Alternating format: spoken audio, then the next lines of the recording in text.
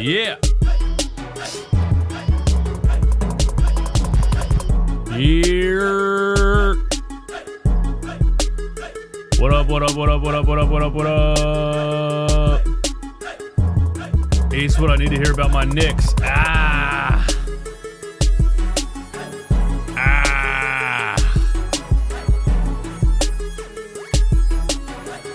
Maybe.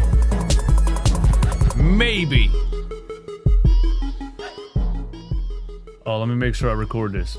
Run It Back Nation, what is good? Thank you for being here. Another episode of Run It Back NBA.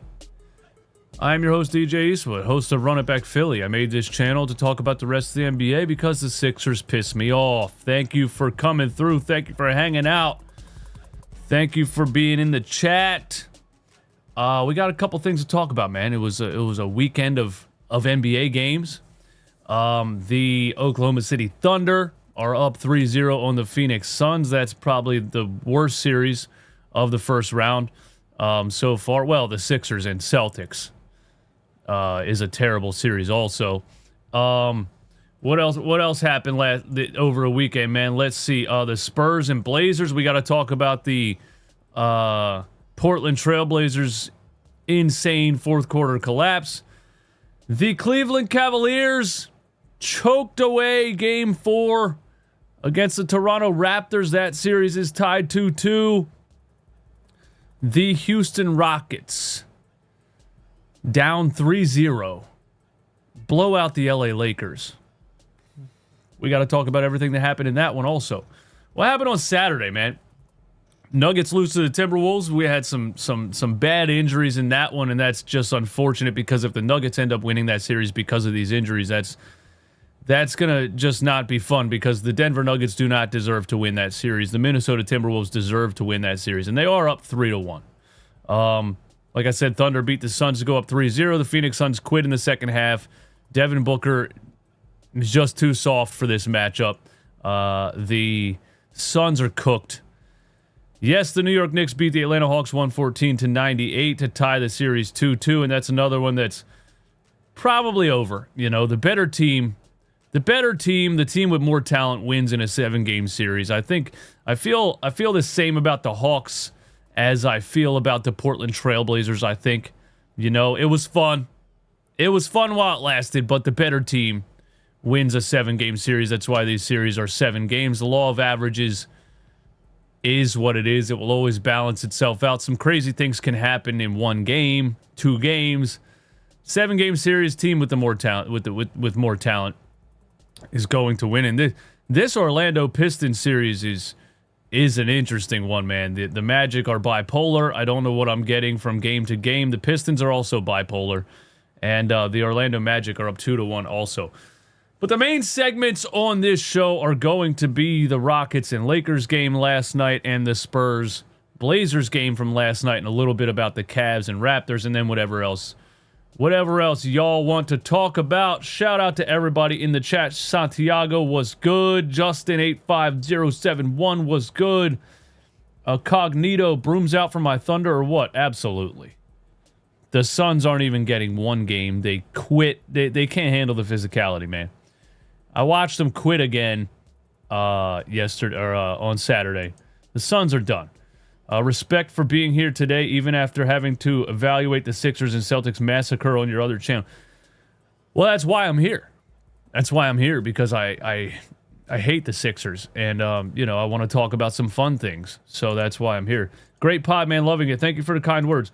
Spurs baby goats. The best Sixers analyst to hit the like. Hey, I want to be the best NBA analyst, man. Get the brooms out, OKC, about to sweep the crying Suns. Yeah, I agree with that. I agree with that. All right, man. First order of business. Rockets, Lakers last night. The Houston Rockets obliterated the Lakers last night. And this is what this series was supposed to be. This game last night by the Houston Rockets is what was supposed to happen this entire series. You know, a young, physical, energetic team with size, defense, physicality, big, strong guys, can run in transition, the best rebounding team in the NBA. This is what this series was supposed to be. They were supposed to dominate this Lakers team that doesn't have the level of athletes that they have, that doesn't have the physicality that they have, even with Luka Doncic and Austin Reeves on the floor. But with Luka Doncic and Austin Reeves out, and 41-year-old LeBron James, the Rockets were supposed to dominate this team from the jump. But it didn't happen in game 1. KD was out with the knee, and they couldn't generate any offense. Game 2, Kevin Durant comes back, completely disappears in the second half and chokes again. Game 3, he's out with the sprained ankle, and we looked at that injury yesterday, and it did look like a pretty bad sprained ankle, so I'm not sure if Kevin Durant's going to come back soon or not. But they're down 3-0, and they finally get it together. They finally come out and play with energy and intensity and, assert themselves physically in the game and dominate the Lakers pretty much from start to finish. And this is what was supposed to happen the entire series. I got to give credit to Ime Udoka because he called out the Houston Rockets players after Game 3 publicly, called them immature. I thought maybe that wasn't going to go over too well with the Rockets players, and I thought maybe the Rockets are going to lay down and die. I thought they were going to get swept. I thought Game 3 demoralized them before they were going to lay down and die, and they didn't do that. So I got to give credit to Ime Udoka. He got this team to play hard somehow, some way. They played hard. This is the hardest the Rockets have played this series. And again, this is how this was supposed to go. And LeBron James, I want to say this about LeBron James. LeBron James looked tired last night. LeBron James looked like a 41-year-old basketball player last night. He had no burst off the dribble. He had no elevation. He was jogging to the rim, missing layups. LeBron James looked like a 41-year-old basketball player last night. Now we ask a question. And you can answer in the comments, and you can answer in the chat. I don't know what I want to ask yet. Because I don't want to go conspiracy theory. Right? But you're up 3-0. We all know the NBA doesn't like sweeps. We all know that. Game 4, LeBron James comes out and looks like that. Game 4, I just thought he was game 1, 2, and 3. He was playing with so much energy and so much effort. And game 4, he just flat out was not. And he had 10 points in 33 minutes and was a minus 18, and he shot 22% from the field. Now, outside of this possibly being a conspiracy theory where LeBron James is part owner of the NBA and just threw the game himself to get to a game 5, is LeBron James tired? Like, that's really, I'm 90% joking about the conspiracy theory. LeBron James looked tired. And so I was so blown away by what he looked like in the first 3 games. I was so blown away by a 41-year-old player in his, 23rd year in the league, playing with the level of energy and intensity and effort that he played in the first 3 games. And game 4, it looks like he hit a wall, bro. It looks like he hit a wall. You know what I mean? It looks like all of that effort in the first 3 games, that was it. It looked like that was it. Now, I don't know what he's going to do to come back for game 5, but game 4, he had no energy. He had no burst. He had no elevation. He looked like he spent everything he had in those first 3 games, right? And I know he's got a hyperbaric chamber. I know he's got all the best, all the best training, recovery equipment and whatever you could imagine. So maybe he does something crazy and comes back in game 5 and has some energy, but he did not look good in this one. Let me show you a specific example of this. If you didn't see this game or you forgot about this one, this layup by LeBron James in the third quarter, I couldn't believe what I was watching compared to game 1, 2, and 3. Watch this drive to the rim. Look how lethargic this is. Come on. Come on, man. That's not the same LeBron James that was playing in the first 3 games. That is not the same LeBron James that was playing in the first 3 games. Now, either he's throwing the game or he's tired. That's insane. Game 1, 2, and 3, he was dunking that ball. So, I personally think LeBron James hit a wall here, and I don't know if he has anything left. I commend him. I think that he felt like this team has their back against the wall. We're not supposed to win this series. I'm going to go prove everybody wrong. And he played with a level of energy I haven't seen since he played for the Cleveland Cavaliers 10 years ago. But he might have run out of gas. And now you're in a crazy spot because the Lakers were up 3-0, right? No team has ever come back from 3-0 in NBA history. But you have a Lakers team without their 2 best players. You have 41-year-old LeBron James who looks like he ran out of gas. You have the Houston Rockets who suddenly decided to play hard and play physical and assert themselves. They're way younger than the Lakers. So they might be ramping up when the Lakers are running out of gas, right? And then you think maybe Kevin Durant comes back yet. Do you think it's possible? Do you think it's possible that the Lakers just shocked the NBA world for 3 games and then actually end up being the first team to ever blow a 3-0 lead in a playoff series? Do you think that's possible? I think it's possible. I think it's possible. If the Rockets can continue to play the way they played last night and LeBron James doesn't get a B12 injection or something, or a shark testosterone shot, I don't know. This might be bad for the Lakers, man. This might really be bad for the Lakers. Some other thoughts that I have on the game. Amen Thompson suddenly can shoot the ball. I was saying for a couple of games, well, I say all the time that Amen Thompson can't shoot the ball, and that's one of the problems with the Rockets because they play him at point guard, mostly. Last night he decides to go 10 for 16. 23 points, 7 assists, 4 rebounds, and a steal. But he was hitting those mid-range jumpers, right around the foul line because the Lakers just sag back because they defend him like Ben Simmons because he can't shoot. He was making shots. I'm like, what's going on here? What is happening?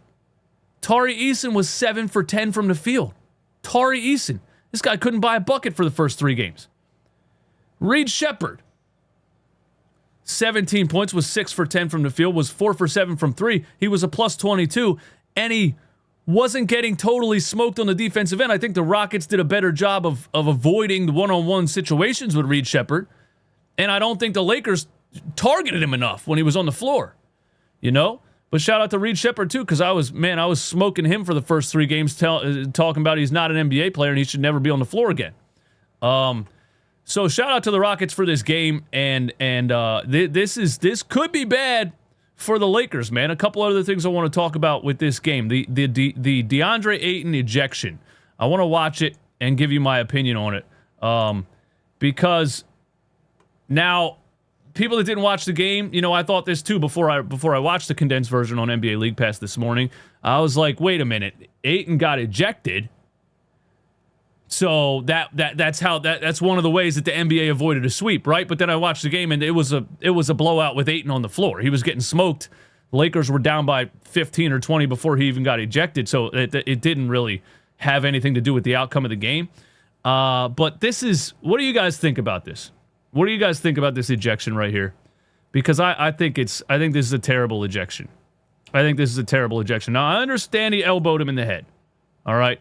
I understand he threw his forearm at the side of Şengün's head. And that looks bad in super slow motion. Don't get me wrong. Don't get me wrong. It looks bad in super slow motion, okay? It looks really bad in super slow motion. But what I'm seeing is he puts his forearm on Şengün's shoulder to brace himself and slips. And in super slow-mo, it looks like he threw the forearm into the side of his head, but that's not what happened. I think that's a flagrant 1. A flagrant 2 has to be a non-basketball play. There has to be a wind-up, a follow-through, and a non-basketball play for it to be an ejection. So I don't know how the referees look at this and say it's a non-basketball play with a wind-up and follow-through, because it's not.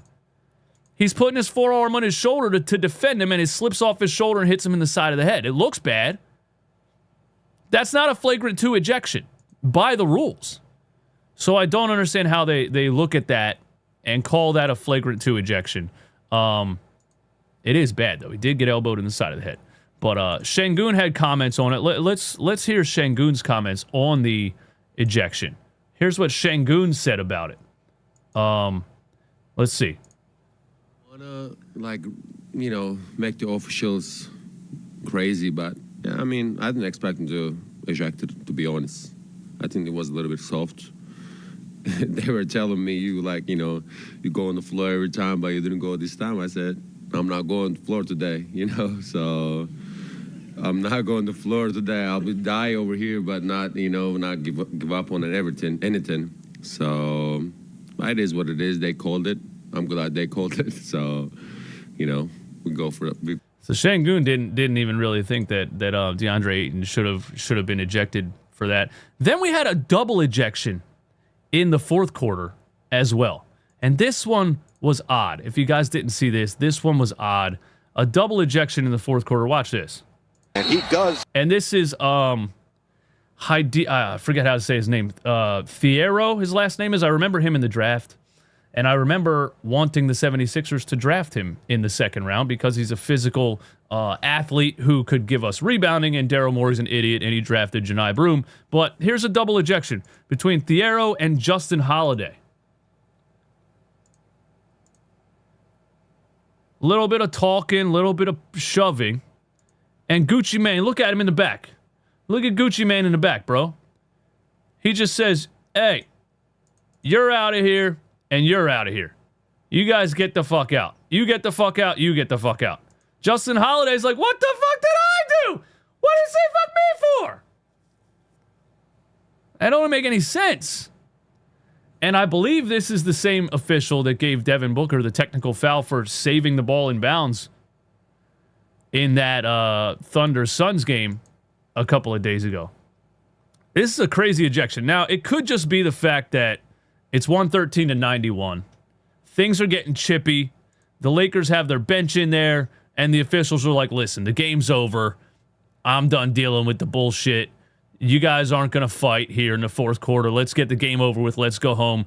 Get out of here if you're going to act like that. Maybe that's it, but I think this is an unacceptable ejection by an NBA official. This doesn't really make a whole lot of sense, to be honest with you. This doesn't make a whole lot of sense. NBA refs, man. Nobody's here to see you. Like, I wish NBA refs actually understood this, man. Nobody's here to see you. Okay? Players hitting each other a little bit, little bump here and there, a little shoving match, a little argument, little point in the face, fans love that shit, man. It's all part of the product. Why are you guys so up in arms every time there's a little bit of drama? You know what I mean? The NBA refs, dude. They're like a bunch of town cops, sitting around outside a bar at 3 a.m, just waiting to give someone a public drunkenness or disorderly conduct. Like, come on, man. Everybody's just having a good time. We're all just having a good time, man.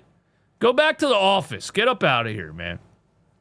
Yeah, that's a terrible ejection. Can the Rockets come back from a 3-0 deficit? I actually think they can. I actually think they can, man. What do you guys think in the chat, man? Booker ejection was bad. I agree, man. He gets ejected for that, but Brown can elbow Paul George in his manhood. It's not even a flagrant one. Exactly. I forgot about that. No, Booker wasn't ejected. But Draymond Green What am I thinking of? No, Dylan Brooks was ejected at the end of that game on something similar to this, where it was very soft, not much happened at all. Lakers blowing the series would complete the collapse from the end of the season beat down OKC gave them. That's true. That's true.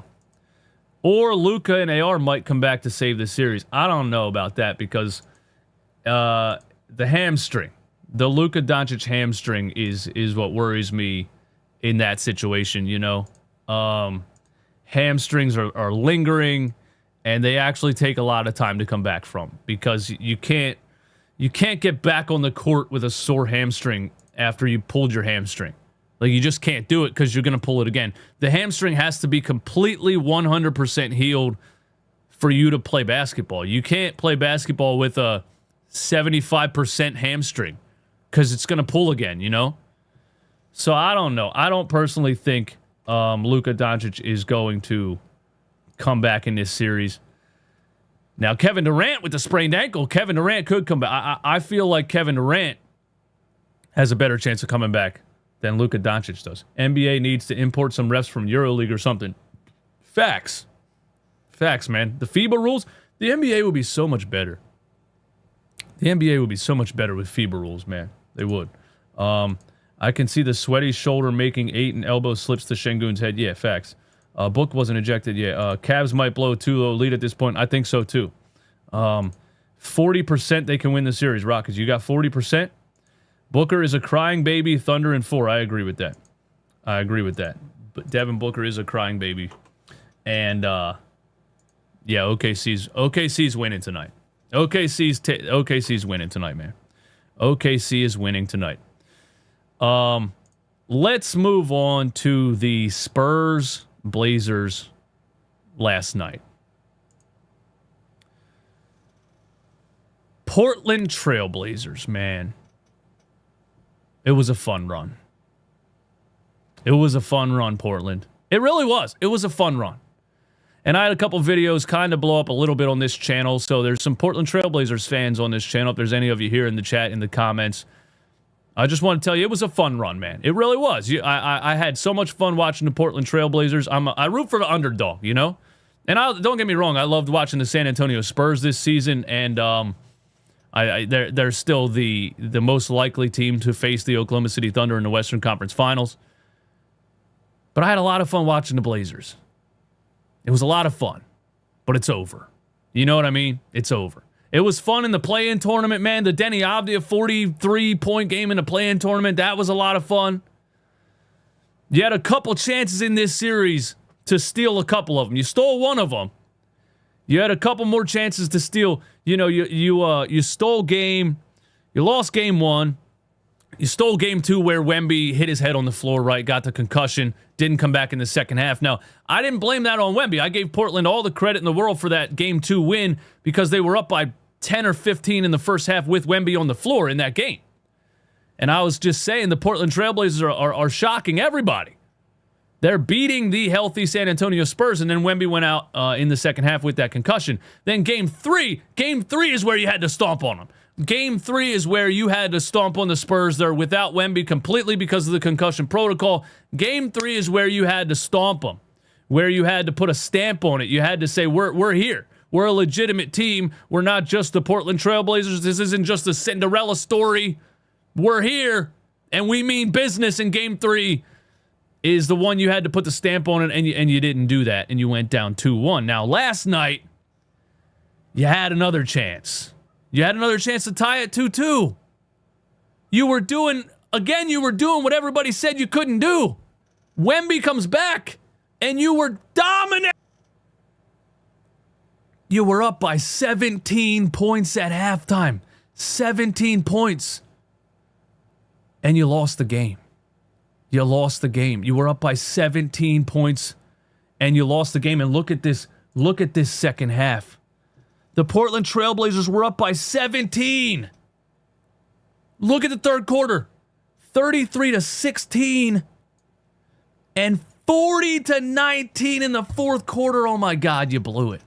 Oh, you blew it. But it was fun, man. It was so much fun watching Denny Avdia because he looks like the actor from the show Chips the motorcycle cop. It was fun watching Scoot Henderson, a player that everybody forgot about, who was injured this season, who's, had his best showing really since being drafted. My boy Drew Holiday. It was a lot of fun, but man, that second half was so bad. They couldn't buy a bucket. They were airballing shots. Jeremy Grant was shooting the ball off the backboard like a cinder block. They were just missing everything. And on the other side, man, their paint defense in the fourth quarter was horrendous. Their paint defense. Let's see points in the paint in general. The Spurs at 52-38.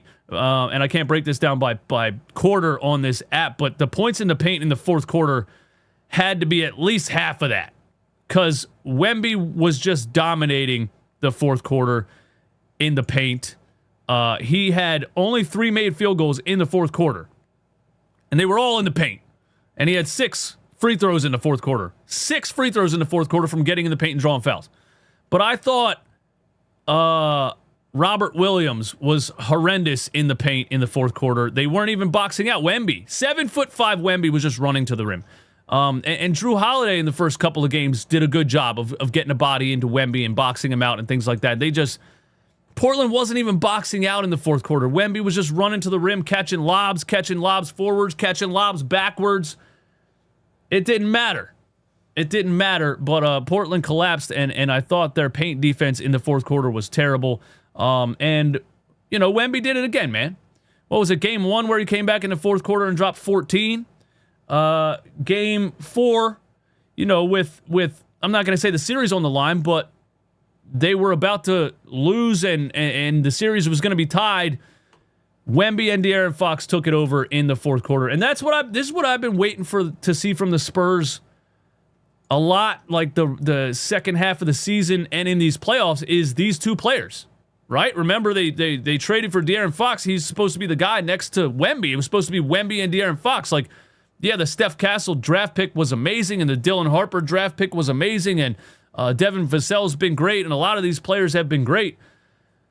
But the Spurs need Wemby and Fox to be the guys, in crunch time. And it's only Wemby's second year in the league, or third year in the league. But De'Aaron Fox especially, the Spurs need him to be that veteran leader down in the fourth quarter in these playoff games, and he did exactly that. Wemby had 12 and 2 and was a plus 16 in the fourth quarter. De'Aaron Fox he put the team on his back when it mattered the most. And this is, he's had some choke jobs in these playoffs so far. He's had some fourth quarter and overtime choke jobs in these playoffs. I don't know if they've had an overtime game against the Portland Trailblazers. I think I'm thinking of that overtime game against the Denver Nuggets towards the end of the season where he choked in the fourth quarter and in overtime. But shout out to De'Aaron Fox for stepping up and being that veteran scoring guard that the Spurs, need him to be. And he's going to need to do this throughout the playoffs, And it's only going to get more difficult from here for the San Antonio Spurs. But shout out to De'Aaron Fox with 28, 6, and 7. So, Portland collapses in the second half, an epic collapse. And De'Aaron Fox and Wemby take over the game in the fourth quarter and deliver the victory for the San Antonio Spurs. I think Dylan Harper has been amazing also. I'm consistently blown away by Dylan Harper as a rookie because he doesn't play like a rookie. And in the minutes that he plays, he's so strong. There's a specific play where Dylan Harper bodies Drew Holiday under the rim. And Drew Holiday, he's known as that strong guard that you can't move.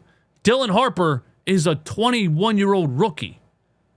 And he bodied Drew Holiday under the rim and laid it in. And I haven't seen a rookie NBA player with the level of strength that Dylan Harper has. He's a lot of fun to watch. Stephen Castle's defense was outrageous in this game, too, in certain moments. And shout out to Steph Castle. And yeah, man, the Blazers collapse and the Spurs, go up 3-1, and this series is probably over. Let's watch the Denny Avdia Steph Castle altercation at the end of the game. If you haven't seen this, a little altercation here with the Spurs up 102-90. And Steph Castle lays it in here and puts the ball in the chest of Denny Avdia. and he did not like that. He shoved him, and then Castle shoves him, and then there's a little bit of chippiness here, and Denny's coming after him. Thiago Splitter grabs him, pulls him back, but I want you to watch what Denny Avdia said here. If you didn't see this, he comes back at him. Watch this. Watch this. I'm gonna voice over. Ready? Bitch ass pussy. Hold on. Let me voice this over. Bitch ass pussy.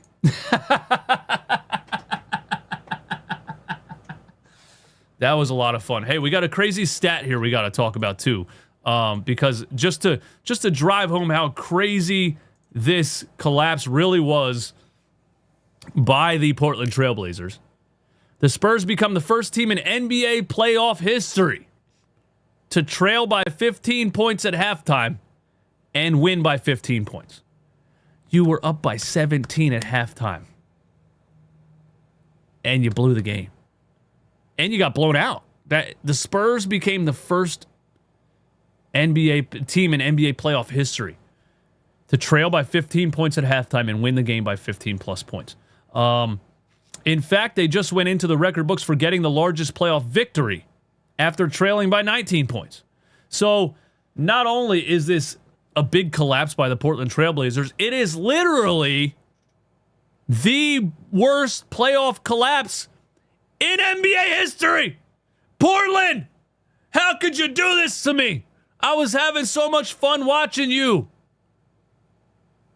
And you dominate the first half, and then you somehow pull out the worst playoff collapse in NBA history. In NBA history. Victor Wembanyama said something weird about the concussion protocols in the NBA because, he was out. Let me know what you guys think of this. Let me know in the comments. Let me know in the chat. He was out for, was it game 2? He hit his face on the floor. Game 3, he was out. Game 4, he comes back. And he said he insinuated something, but didn't really finish the statement. And now everybody's wondering what the hell he meant. Let me know in the comments. Let me know in the chat what you think he meant. You felt ready to come back last game, it seemed. Can you explain the process of what it was like getting cleared with the league? And you mentioned to Malika that there were parts you were unhappy about. Can you explain what that means? Okay, I get it. I didn't hear that first question the first time I listened to it. He wanted to come back in game 3, and the NBA wouldn't let him. So here's what he said.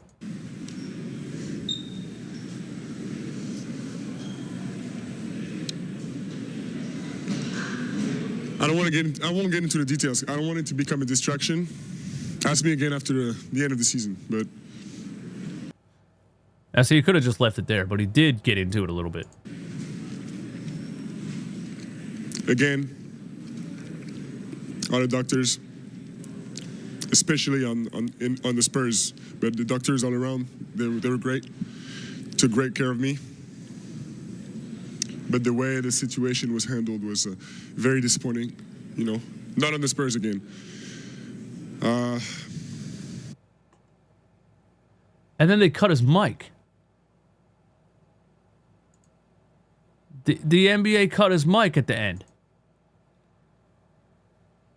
He said the situation was very disappointing, and they cut his mic. Look! What is this? I don't know. I think he's just mad that they wouldn't let him play. I think maybe he passed all the concussion protocols, and the NBA just decided that he's not playing. I don't really know why they would cut his mic there unless he said something that they really didn't want you to hear. Audio issue? That wasn't the end? Okay. He's that guy. He changed the All-Star game. Yeah. So yeah, there's my thoughts on Spurs Blazers, man. Blazers pull off one of the worst collapses in NBA history. What else should we talk about, guys? Should we talk about the Cleveland Cavaliers collapse? I think what we're going to do for the Cleveland Cavaliers collapse is something fun here. I think we're going to. I think we're just going to react. I think we're just going to react to the end of the game. All right, because the Cavs gave up a 17-5 run in the last couple of minutes to the Toronto Raptors. And the Cleveland Cavaliers are on the verge of blowing this series. And the Raptors are a lot of fun to watch. They have a lot of young guys that just hustle and hustle. The rookie, Murray Boyles, hustle. Never stops hustling. Scotty Barnes, hustle. You know, a lot of those guys. Jamal Shed, hustle. A lot of these guys, they never stop hustling. The Cavs had an 8-second violation on one of the final possessions. Then you're down by 3 with some time left, like 15 seconds left, and Donovan Mitchell tries to foul bait instead of getting a good shot off or driving a lane or something. James Harden. Oh, let's get into this for a minute. James Harden pulled off another epic James Harden playoff performance. Let me go to the stats here. I don't think I was going to talk about this specifically, but now I want to. James Harden pulled off another epic playoff performance. 7 turnovers, ladies and gentlemen. Now let's do some math here. Let's go back to the last game, Thursday, April 23rd, where they lost to the Raptors 126-104. James Harden had 8 turnovers in that game. Back-to-back losses. Back-to-back losses. James Harden, 15 turnovers in 2 games. And what did I try to tell you guys? What did I try to tell you Harden stands, bro? What did I try to tell you Harden stands, bro? James Harden is washed. He's never played good in the playoffs against physical defenses in general, even when he was in his prime. You think washed James Harden is going to survive in the playoffs against this Toronto Raptors team? He's cooked. 15 turnovers in 2 games. Now let's go to the 17-5 run, and let's just watch it, and let's just react. Let's react to the whole 17-5 run, man, because that'll be fun. All right, let's do that. Here we go. Let's do that. Here we go, man. The Raptors are the Cleveland Cavaliers were up 79-74 with 5 minutes and 34 seconds left, man. Let's go ahead and peep what happened, all right? 5 for Cleveland. Brandon Ingram. Turnaround jumper. Oh my God, what did I tell you about Murray Boyles, man? Let's see if there was a box out here. Let's see. Let's watch the Cavs. No. There you see, what the hell is his name, man? I forget. But no, he does not box out anybody. Murray Boyles just runs to the rim, splash. Dunk back. What we got here? RJ Barrett drives. Big body. Misses. Another offensive rebound. Murray Boyles again. Kicks it out. Brandon Ingram for 3. Bang.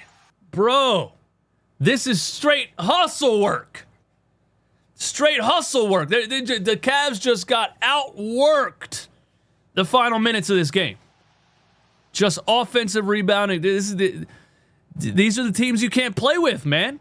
These teams will beat you because they're young, athletic, and hungry. These teams will beat you. Scotty Barnes drive. Let's see. Kick out to RJ Barrett. Spin. Oh, that's barbecue chicken right there. Sam Morril can't guard him. Now what do we got? We got a 1-point game with 48 seconds left. Now watch this. Here's Donovan Mitchell. Look at this. Look at this. It's a freaking 8-second violation, bro. He took all that time to get the ball to half court.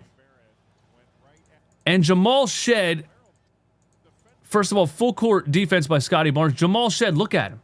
Look at him lurking right here, bro. Look at him look. He's like a linebacker blitzing the gap right here. Give me that. Donovan Mitchell, threw his head back a little Jalen Brunson action there, trying to get a foul call. No foul call. It's an 8-second violation. On a possession where the Cleveland Cavaliers could have put the game away. It's an 8-second violation. Now what happens? Cavs still up 1. Let's see. Let's see. Scotty Barnes, what's he going to do? Is this where he just drives and dunks? Let's see. Oh, yeah. Oh, my goodness. They had to foul him. Scotty Barnes almost took the lead on a playoff poster dunk. And, what's his name right there just fell down on the screen. So that the Cavs, I mean, they didn't even try to switch the screen or anything. Like, he's running full speed, right? You should probably switch this screen, no? You should probably switch this screen if Scotty Barnes running full speed. No, Donovan Mitchell sees the back screen. He doesn't say anything. He didn't say anything. He just let it happen. That's terrible defense from the Cavs. Now let's see what happens. Scotty Barnes at the free throw line. Gets the first one. Let's see what happens with the second one. 87-87. Gets the second one. Scotty Barnes with the clutch free throws. Now we got 29 seconds left. Cavs down 1. Donovan Mitchell again. Drives with the left. Throws up a brick. Raptors rebound. Ingram loses it out of bounds. Raptors ball. They inbound it. Intentionally foul Scotty Barnes again. Scotty Barnes back at the free throw line. Gets the first one. Toronto up 2. Gets the second one. 4 clutch free throws for Scotty Barnes at the end. Now 20 seconds left. You don't need a 3. And here's what Donovan Mitchell does.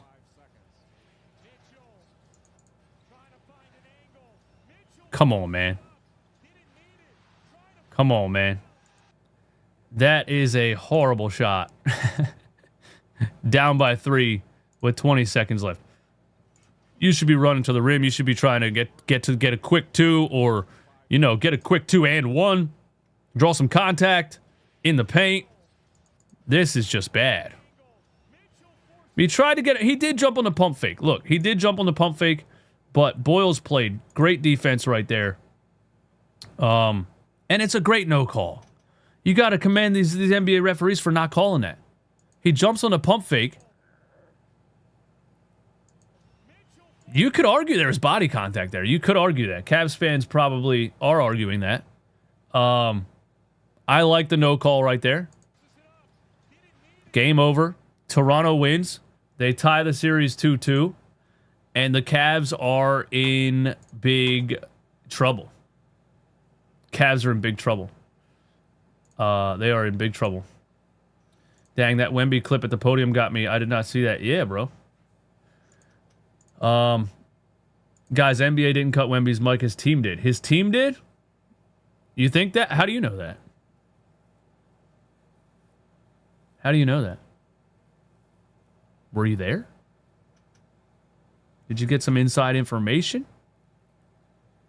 Did you get some inside information? Let's go over to NBA Central on Twitter. See if we can find anything else to react to before we get out of here. Thank you guys for being here. Thank you for tuning in. Thank you for hanging out. Thank you for being active in the chat. Let's see if we can react to anything else on NBA Central over here, man. Let's go to Twitter. Having allergies today. KD, Jabari, and Reed fake laughing together, trying to build chemistry while down 3-1. Fake laughing together?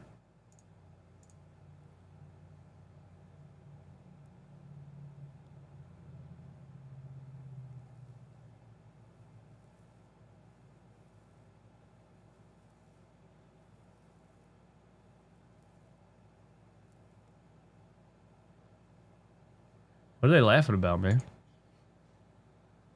What are they laughing about? Keep being great, Eastwood. Love what you do. Thanks, man. Thanks, man. Wemby didn't say shit. What's there to cut? How do you know he didn't say shit when they cut his mic? Did you watch the video? He's literally talking and the microphone is off. So how are you going to say he didn't say shit when he's talking? He's literally, we're seeing that he said shit and they cut his mic. Yeah, man, maybe the Rockets come back from down 3-0, man. That would be a crazy collapse by the Lakers. Let's do NBA Central, man. This is my My favorite Twitter page to get news from. Let's see what they got for us, man. Did it just freeze? Okay, what do we got? The Rockets' odds to win the series just doubled. Can they become the first team in NBA history to come back from 3-0? They're at a 15% right now. I guess they were at a 7. They were at a 7%. Now they're at a 15%. The Rockets' odds to win the series doubled. Clip farming. Here we go. Absolutely, bro. The whole show is clip farming. I literally record the whole show and I turn it into clips. What? Yes, we're clip farming. That's what this job is. Kevin Durant said he takes pride in being an alumni of the Thunder after seeing them win a championship.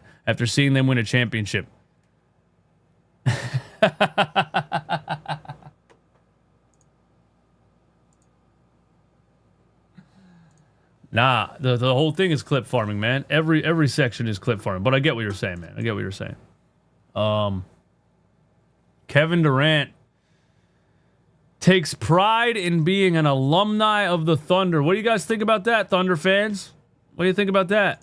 Lakers losing on purpose, bro. They want to wait to get Luka and Austin back before OKC. That's not a bad take, bro.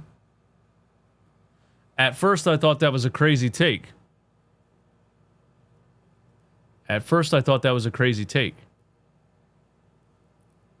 not a bad take, man. So the Lakers are buying time. The Lakers are buying time to get Luka and Reeves back before OKC. Nah, now that I think about it, nah, they're not doing that. We saw Luka and Austin Reeves against OKC at the end of the regular season. They got smoked. The Lakers aren't beating OKC, even with Luka and Austin Reeves. They don't have a chance against OKC.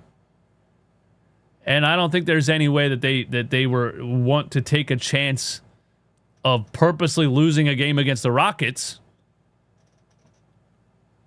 because the Rockets could end up winning the series, man. We'll see. What else we got, man? Hey, we could title this segment the clip farming segment, man. Game 5 is a must win for the Lakers. I know that much. Kendrick Perkins says. Thank you, Kendrick Perkins. Joel Embiid revealed that he could. What? This ain't Centel? Bro, this ain't Centel?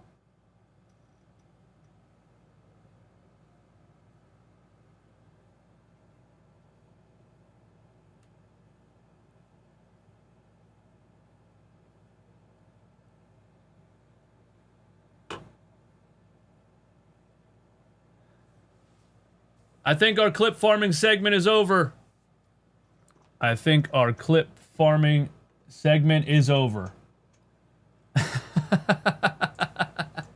No, I did see the Shams report about Jokic. That's an odd one too. That's a weird one too. I did see that one last night. But hey, man, thank you guys for coming through another episode of Run It Back NBA Live. I appreciate you for being here. Thank you for being active in the chat. Thank you for contributing to the show. Live every day at 12. Turn your notification bell on. I think there's 50-some people that have notification bells on in this channel already. That's amazing. It's only this channel's only been real. I've only been really publishing stuff for like 4 months on this channel. For like 2 months on this channel. I'm sorry, February, March, April. 3 months on this channel. Over 50 people with notification bells on. So if you're not one of those people, turn the notification bell on so you don't miss any of these live shows every single day at 12. I love you. I'll see you on the next one.